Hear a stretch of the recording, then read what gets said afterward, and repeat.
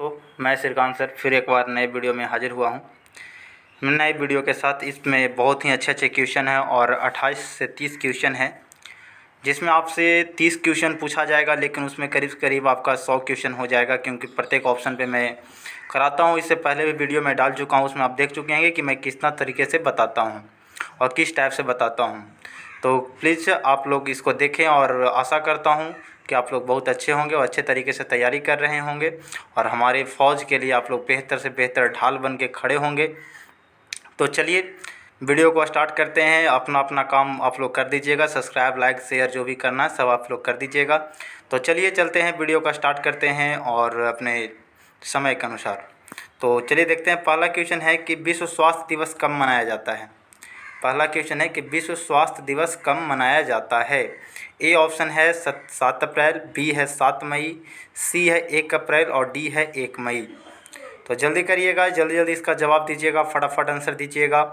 तो चलिए answer A हो जाएगा इसका, पहला का हो जाएगा 7 अप्रैल इज़ राइट आंसर, हो जाएगा 7 अप्रैल इज़ राइट आंसर। और 1 अप्रैल जो है इसको फुलिश डे यानी मूर्ख दिवस के रूप में मनाते हैं, ये भी आप याद कर लीजिएगा, मूर्ख दिवस, ठीक है। और 1 मई जो है उसे मजदूर दिवस के रूप में हम लोग मनाते हैं। तो ये जो भी ऑप्शन से हम करवाते हैं उसे एक्स्ट्रा आप लिख लीजिएगा, अपने कॉपी कलम के साथ बैठ जाइएगा और बेसब्री से, ज़्यादा टाइम नहीं लगेगा, 20 से 20 मिनट 21 मिनट हार्डली टाइम लगता है। तो आप 21 मिनट में 100 क्वेश्चन करते हैं और वो भी बहुत ही अच्छे तरीके से, किस टाइप से क्वेश्चन आता है। तो चलिए अब वीडियो को स्किप ना कीजिएगा, वीडियो को पूरा देखिएगा और अपने दोस्तों में शेयर करिएगा। चलिए अगला क्वेश्चन देखते हैं, 2 नंबर, क्योंकि अच्छे अच्छे क्वेश्चन इसमें डाला गया है, ठीक है। चलिए 2 नंबर है कि असहयोग आंदोलन किस वर्ष में गांधी जी द्वारा शुरू किया गया था। यानी असहयोग आंदोलन जो है गांधी जी द्वारा कब शुरू की गई थी। तो ए है 1919, बी है 1920, सी है 1922 और डी है 1940। तो चलिए इसका राइट आंसर हो जाएगा आपका ख इज़ राइट। 1920 में असहयोग आंदोलन जो स्टार्ट हुआ था, जब 1919 में जो है खिलाफत आंदोलन, आप याद कर लीजिएगा, खिलाफत आंदोलन जो है 1919 में मोहम्मद अली जिन्ना के द्वारा जो है स्टार्ट किया गया था, उनके वो किए थे। तो उसी के सहयोग में, मतलब असहयोग में हम लोग हिंदू जो हैं 1920 में स्टार्ट किए था असहयोग आंदोलन, कि हम भी उनका सहयोग नहीं कर रहे हैं, हम लोग भी असहयोग आंदोलन के रूप में चला था। तो इसका जो है आपसे पूछ दे सकता है कि असहयोग आंदोलन कब बंद हुई थी। तो ये जो है चौरा चौरी हत्याकांड द्वारा बंद हुआ था, ये भी आपसे पूछ सकता है कि किस कांड द्वारा। तो चौरा चौरी हत्याकांड, और 5 फरवरी 1922 को ये जो है बंद हो गई थी, ये भी आप याद कर लीजिएगा, ठीक है। असहयोग आंदोलन पूछ देता है कि असहयोग आंदोलन महात्मा गांधी जी द्वारा कब बंद की गई थी। तो 5 फरवरी 1922 को, ठीक है, चालू हुआ था 1920 में। चलिए आगे चलते हैं। अगला क्वेश्चन है 3रा नंबर कि कायाक निम्न में से किससे संबंधित है। तो ए ऑप्शन है कि आदिवासी उपकरण है ये, या फिर नाव है, या समुद्री जहाज है, या फिर हथियार है। क्या आंसर होगा राइट आंसर, जल्दी बताइएगा आप। तो चलिए 3 का है ख इज़ राइट आंसर, जो है नाव है। कायाक एक प्रकार क्या है, नाव है। जैसे आपसे पूछा जाता है कि अर्जुन किसका नाम है, तो अर्जुन जो है हमारा एक टैंक है, ठीक है, एक टैंक है जो युद्ध में शामिल होता है। आप देखे होंगे कि 26 जनवरी जो है, जब 26 जनवरी को जब राजपथ पर वहाँ पे परेड होती है, तो अर्जुन टैंक इस बार गुजरा था, उसका नया वर्जन आया है। तो उसी तरह से पूछा जाता है आर्मी में कि अर्जुन टैंक क्या है, तो अर्जुन क्या है, तो वह टैंक है। उसी तरह से कायाक एक क्या है, तो ये नाव है, ठीक है। चलिए आगे चलते हैं। 4था नंबर क्वेश्चन कि नासिक किस नदी के तट पर स्थित है। तो जल्दी बताइएगा। ए है आपका कृष्णा, बी है नर्मदा, सी है गोदावरी, डी है नन ऑफ दीज। तो जल्दी इसका आंसर दीजिएगा, फटाफट आंसर दीजिएगा। तो इसका आंसर जो हो जाएगा, नासिक किस नदी के तट पर है, तो ये हो जाएगा गोदावरी नदी के तट पर है। नासिक किस नदी के तट पर है, तो गोदावरी नदी के तट पर है। चलिए 5वां नंबर है कि भारत का एकमात्र जल प्रशिक्षण जहाज है। जल्दी, ए ऑप्शन आप देख रहे होंगे, INS Tarangini, INS Virat, INS Garuda और नन ऑफ दीज। जल्दी आंसर दीजिएगा, आपके पास टाइम है सिर्फ 5 सेकंड, जल्दी फास्ट। तो जल्दी इसका आंसर आप दे चुके होंगे। तो जो है भारत का एकमात्र जल प्रशिक्षण जहाज जो है वो है INS तरंगिणी। क्लियर, कंठस्थ हो गया होगा, INS तरंगिणी। चलिए अगला है 6 नंबर क्वेश्चन। 2 बार इसलिए मैं बोलता हूँ कि ताकि आपके दिमाग में आ जाना चाहिए, ठीक है। चलिए इसको देखिए, थोड़ा सा ये गड़बड़ा गया, यहाँ पे का ऑप्शन यहाँ पर है, आपका का यहाँ पर ऑप्शन है, ठीक है। ये है दुनिया की सबसे लंबी नदी अमेजन कहाँ से बहती है। देखिए क है दक्षिण अमेरिका, ठीक है, ख है उत्तरी अमेरिका, ग है अफ्रीका और घ है यूरोप। आप देख लीजिएगा, यहाँ देखिए क यहाँ पर है, ख ये है उत्तरी अमेरिका, अफ्रीका और यूरोप। जल्दी बताइएगा दुनिया की सबसे लंबी नदी। आपसे पूछ सकता है कि दुनिया की सबसे चौड़ी नदी ऐसे है अमेजन, लेकिन ये क्या बोलते हैं, अमेजन भी जो है ये लंबी है लेकिन दूसरा नंबर पर है। ऐसे नील नदी सबसे लंबी नदी है दुनिया का। तो चलिए अमेजन यहाँ कह रहा है तो कोई दिक्कत नहीं है। कहाँ बहती है ये दिमाग में होना चाहिए कि कहाँ अमेजन कहाँ से बहती है। तो जल्दी बताइएगा 6 नंबर का आंसर जल्दी आना चाहिए। तो इसका हो जाएगा क दक्षिण अमेरिका। दुनिया की सबसे लंबी नदी जो अमेजन है वो कहाँ से निकलती है, कहाँ से बहती है, दक्षिण अमेरिका से। जैसे आपको नील नदी के बारे में पूछ देता है कि नील नदी कहाँ से निकलती है, तो वो विक्टोरिया झील से निकलती है, अफ्रीका के विक्टोरिया झील से। उसी तरह से आपसे पूछ दिया, उसमें भी पूछता है कि नील नदी जो है किसकी देन है, तो वो मिस्र की देन है। उसी तरीके से ये भी पूछा गया, तो ये दक्षिणी अमेरिका। फिर है अगला नंबर 7 नंबर कि कौन सा दस्तावेज यानी आर्टिकल भारत की आधिकारिक भाषाओं का विवरण रखता है।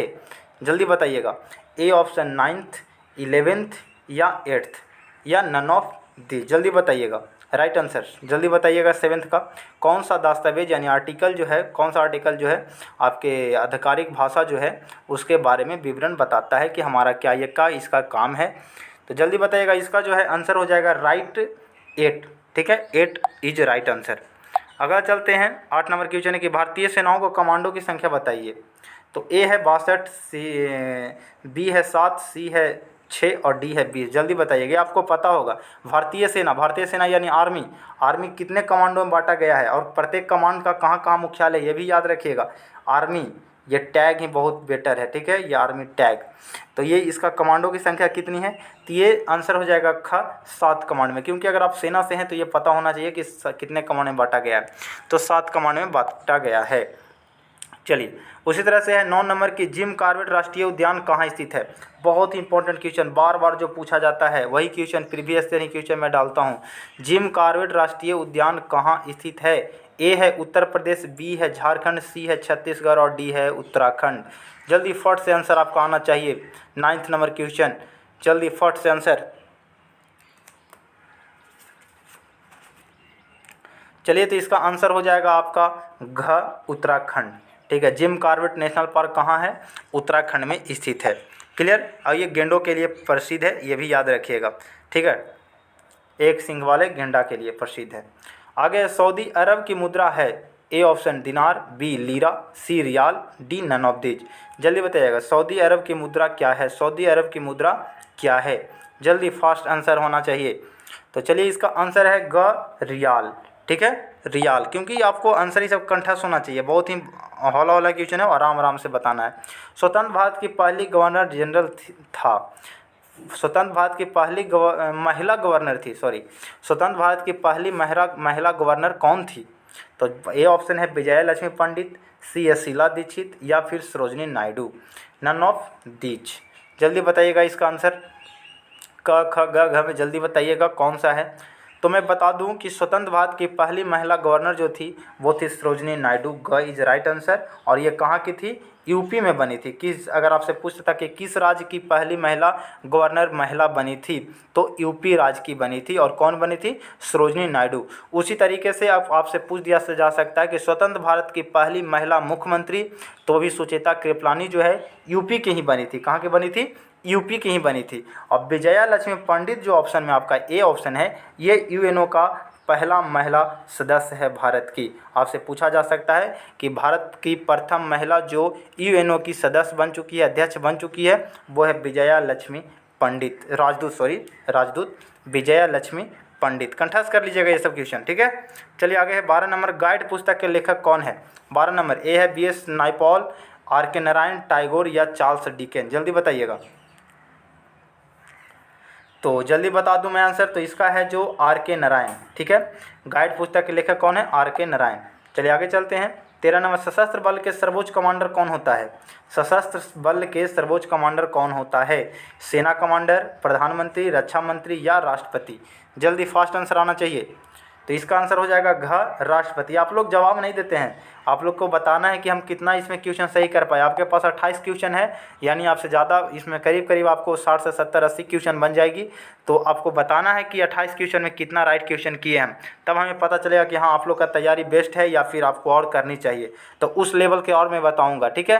तो चलिए आगे, पानीपत की पहली लड़ाई किनके बीच लड़ी गई थी। तो मैं ये बता चुका था कि पानीपत की पहली लड़ाई कब हुई थी, दूसरी कब हुई थी, तीसरी कब हुई थी, सब ये वीडियो में पहले वाले वीडियो में डाला गया है। तो अब अगला क्वेश्चन है कि पानीपत की पहली लड़ाई किनके बीच लड़ी गई थी। तो आप ऑप्शन पढ़ लेना है, A option, B option, C option, D option. तो जल्दी पढ़ लीजिएगा, पृथ्वीराज चौहान और मोहम्मद गौरी के बीच, या बाबर और इब्राहिम लोदी के बीच, या नादिर शाह या मोहम्मद शाह के बीच, या फिर क्लाइव और सिराजुद्दौला के बीच। जल्दी बताइएगा। तो पानीपत की पहली लड़ाई जो हुई थी, ये भी मैं बता दूं, तो 1526 में हुई थी, ठीक है। दूसरा कब हुआ था, तब 1556 में हुआ था। तीसरा कब हुआ था, तो 1761 में हुआ था, ठीक है। तो उसी में आपका है कि पहला जो 1526 में हुआ था, ये हुआ था हमारा बाबर और इब्राहिम लोदी के बीच। ख इज राइट आंसर, बाबर और इब्राहिम लोदी के बीच। चलिए आगे चलते हैं, अगला क्वेश्चन है 15 नंबर है कि मलेरिया किसके कारण होता है। तो जल्दी बताइएगा, मलेरिया किसके कारण होता है। जीवाणु, प्रोटोजोआ, कवक या वायरस। जीवाणु यानी बैक्टीरिया, ठीक है। प्रोटोजोआ तो प्रोटोजोआ ही लिखता है, ठीक है। ये कवक मतलब फंगस, और वायरस हो गया आपका विषाणु। तो मलेरिया किसके कारण होता है, जल्दी बताइएगा आंसर फटाफट। तो अब मैं बता चुका हूँ कि इसका ट्रिक मैं डाल चुका हूँ, तो इसको जल्दी बताइएगा, मलेरिया किसके कारण होता है। 15 नंबर राइट आंसर, जल्दी बताइएगा। तो ये जो होता है मलेरिया जो होता है प्रोटोजोआ के कारण होता है। ख इज राइट आंसर, प्रोटोजोआ के कारण, ठीक है। 16 नंबर है बांझपन यानी बांझ विरोधी विटामिन का नाम बताइए। यानी बांझपन जो होता है किस विटामिन की कमी से होता है, या फिर अगर बांझपन हमें है तो उसे किस विटामिन को मतलब लेने से आहार हमें ठीक हो जाएगी। तो यहाँ पर पूछा जा रहा है कि बांझपन विरोधी, विरोधी मतलब हो गया कि कौन सी विटामिन हम ले कि ताकि ठीक हो जाएगा, और उसी विटामिन की कमी से बांझपन होता भी है। तो दोनों में आंसर वही होगा। तो जल्दी vitamin E A option, vitamin A B, और सी है विटामिन के, और डी है विटामिन डी।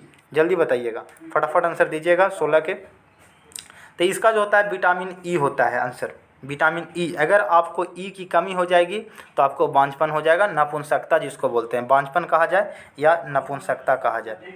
क्लियर। अगला है 17 नंबर कि कार्य, बल और विस्थापन के बीच संबंध बताइए। कार्य यानी वर्क, बल यानी फोर्स, विस्थापन यानी डिस्प्लेसमेंट, ठीक है। इसके बीच आपको संबंध पूछ रहा है, इसके बीच क्या होगा। तो आपका ए ऑप्शन है W बराबर एफ एस, ख है W बराबर एफ बाई एस, और ग है जो W बराबर एफ माइनस एस, और घ है W बराबर एफ प्लस एस। तो W यानी वर्क, F यानी फोर्स, और S यानी डिस्प्लेसमेंट। तो इसका आंसर जो होता है वर्क बराबर, आप सीधा सीधी कहें तो फार्मूला होता है W बराबर FS, ठीक है। इसी में आपको कभी कभी आपको बता देगा तो F into S cos theta भी होता है, ठीक है।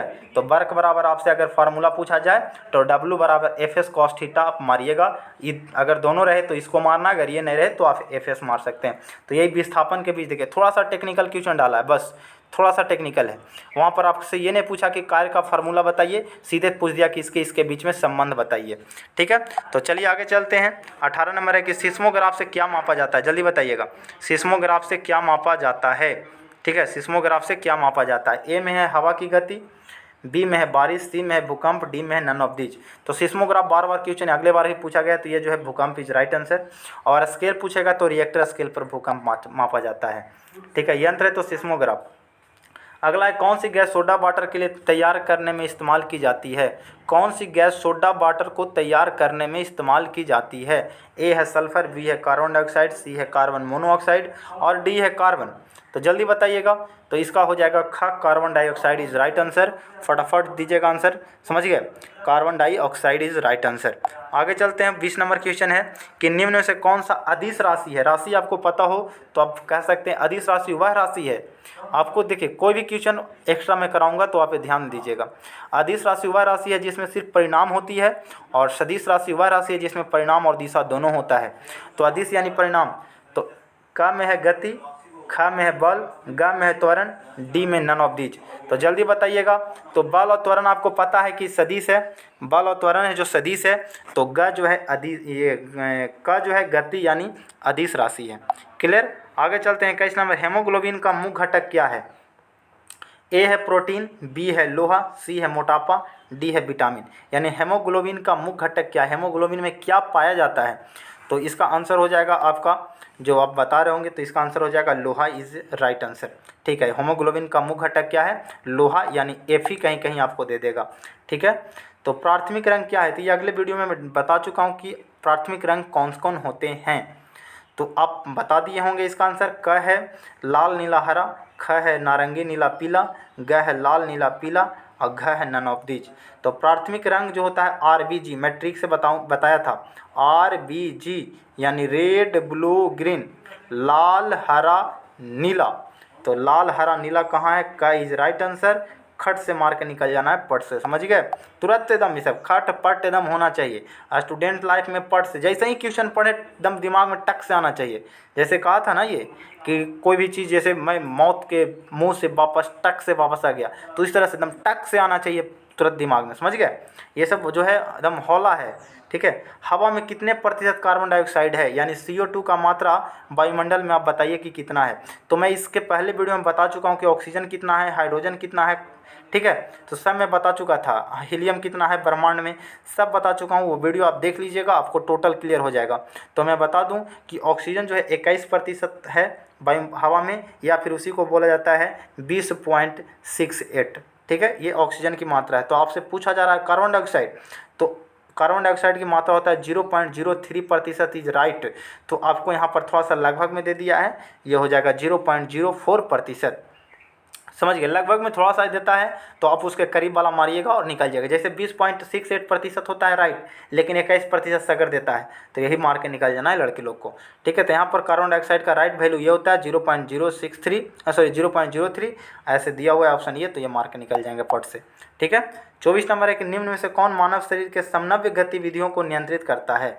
यानी हमारा जो गतिविधि है किस पर निर्भर करता है, हार्मोन पर या रंध्र पर या ग्रंथि पर या नन ऑफ दीज। तो जल्दी बताइएगा, इसका आपको पता होगा कि हमारे शरीर में मेन जो होता है वो क्या होता है, क्या इसमें विकास होता है, किसके कारण होता है। तो इसका राइट आंसर अगर मैं बताऊं तो हो जाएगा क, हार्मोन। हमारे शरीर में जो है हार्मोन के ही कारण जो है बढ़ना घटना, ये शरीर में जो होता है सभी गतिविधि होती है। 12 साल के बाद जो भी होता है, दाढ़ी मूछ आना, जो भी शरीर में वृद्धि, ये सब हार्मोन के कारण होता है। जिसमें जो हार्मोन कमी हो जाती है उसके कारण वो चीज़ में कमी आ जाती है। तो मानव शरीर में गुणसूत्रों की संख्या कितनी है, जल्दी बताइएगा। इसका आंसर आप लोग को पता होना चाहिए, क्योंकि आप लोग लड़के हैं, आप लोग को ये सब तो एकदम आराम से पता होगा। तो चलिए 48 है या 36 है या 46 है या 47 है। यहाँ पर दो तरीके से देता है, एक गुणसूत्रों की जोड़ी पूछेगा और संख्या पूछेगा। तो संख्या हमेशा 46 मारना है और जोड़ी कहेगा तो 23 जोड़ी। ऑप्शन आपको दोनों रह सकता है कभी कभी।